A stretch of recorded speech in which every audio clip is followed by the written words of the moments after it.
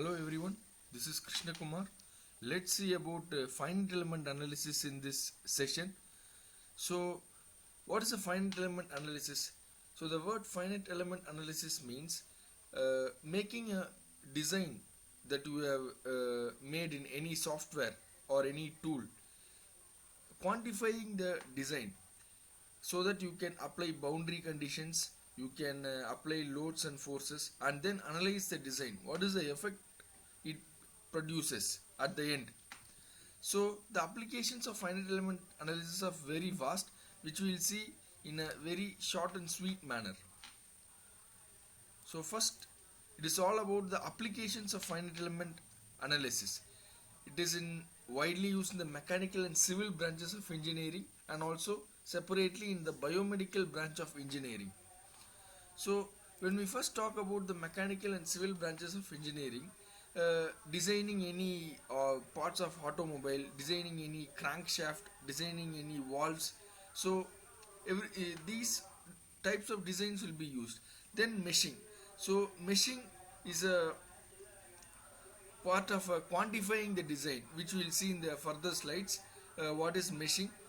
So by meshing we can concentrate on an area of the design so that how it performs for various types of loads. So then coming to the simulation. Simulation involves two methods. The boundary conditions. Boundary conditions is quantifying the load, quantifying the design. For example, up to a certain range it accepts a load, up to a certain range it after a maximum range the design responds to a load. This is a boundary condition.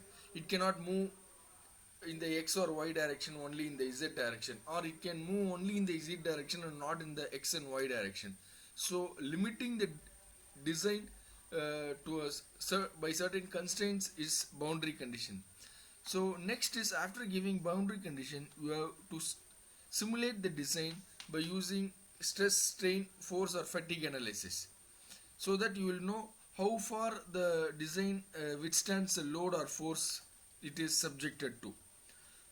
So first step is the mechanical design. This finite element analysis process we are seeing in the mechanical civil branches. So this is a design of an automobile part, of various parts. It's an exploded view. So if it is assembled, we can get a pulley gear arrangement for a car. So this is a design. So next is a part of meshing. There are various types of meshing.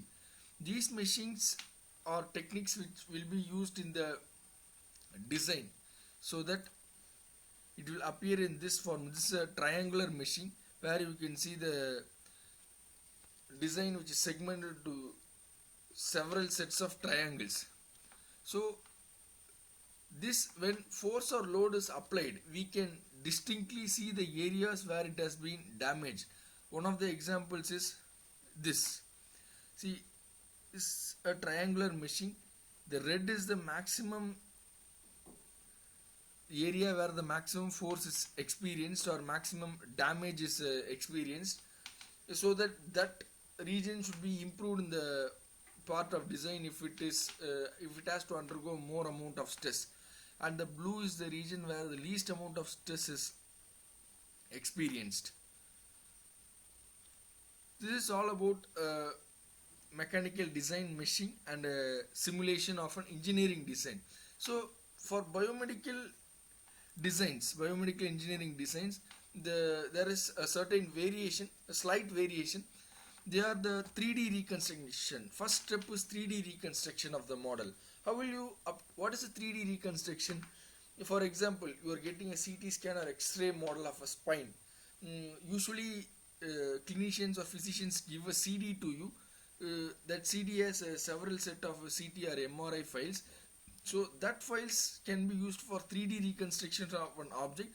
So in those days, the clinics and hospitals had softwares for 3D reconstruction. These days, for study purpose, some of the softwares became in an open source manner, so that we can do 3D reconstruction with the CD, with some files they give. So the files will have 256 slices, 1000 slices. 1000 files, which are the slices of the image, which you can merge to form a 3D model, something like this. So these 2 and 3 images are the X-ray CT images, so that you can reconstruct it to form a 3D model of a spine. So in this spine, this is a fractured spine where you can see that after T12 it has been fractured. The lumbar spine and the T12 spines has been separated. This is example of 3D reconstruction. So meshing, I already told, this is one type of meshing where you can see very accurately while applying loads or forces what either the spinal discs or vertebral bodies have acquired stress or strain. This is one of the segmented regions of spines for meshing.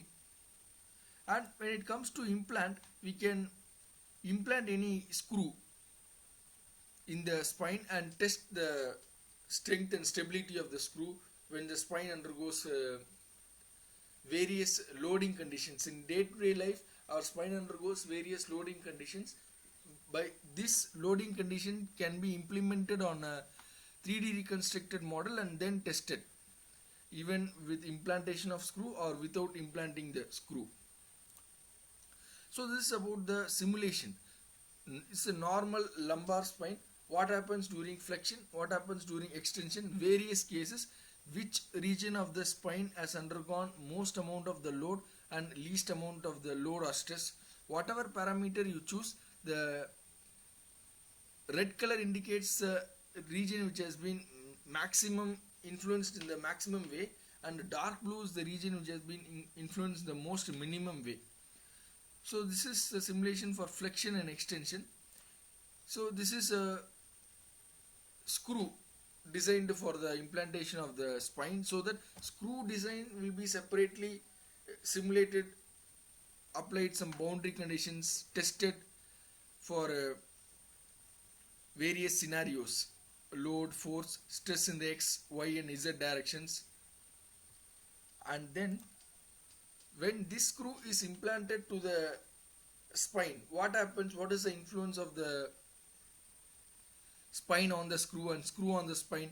Will the screw fixation damage the spinal regions? Will the spine start to rupture with the screw and get injured? So these are the several aspects of implantation in a biomedical design. So what we have seen about finite element modeling for both mechanical engineering, normal engineering cases and biomedical engineering cases is the common thing is design. But one unique thing in biomedical field is 3D reconstruction. Acquiring the CT images, putting it in any open source software and then 3D reconstructing it.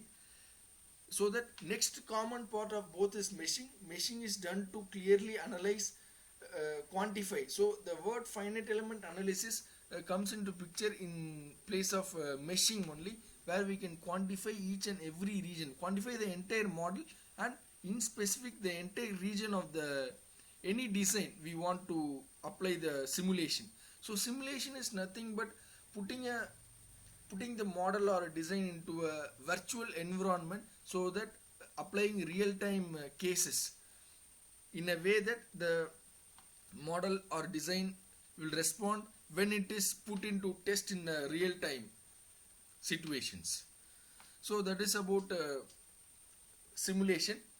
So implants, we can separately test the implant, the screw fixation to the spine for stability of the spine, so that separately it can be subjected to finite element analysis, and then after virtual implant to the design it can be subjected to finite element analysis. So this is in short about the finite element analysis. All you have to do is you have to choose any proper CT scanned model. The scan should be taken in a very careful and clear way, so that the scan obtained when 3D reconstructed should make the user clearly diagnose the problem. So the ultimate aim of finite element analysis is diagnosing any problem, or we want to test any implant when it is 3D reconstructed, and test the stability of the implant, both the implant and the model, so that when implanted to a patient or a subject in a real time scenario, he or she should be able to withstand and cope up with the implanted model. Thank you.